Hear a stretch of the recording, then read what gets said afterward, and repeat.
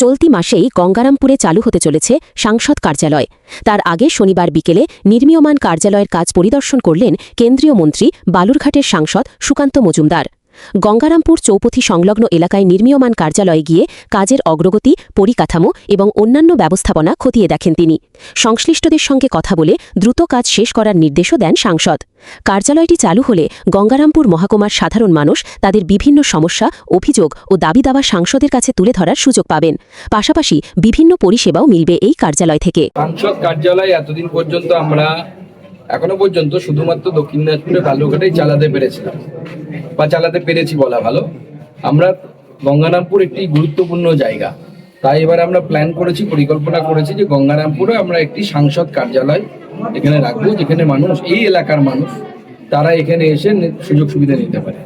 গঙ্গারামপুরের থেকে একটা বড় অংশ আমাদের এইদিকে বুনিয়াদপুর অর্থাৎ হরিরামপুর বিধানসভা, বংশিয়ারি ব্লক, সেই অঞ্চলের মানুষের জন্য এটা সুবিধা হবে। তপনের কিছু মানুষের জন্য, তপনও খুব দূরে নেই এখান থেকে, সেখান থেকে কাছে হবে।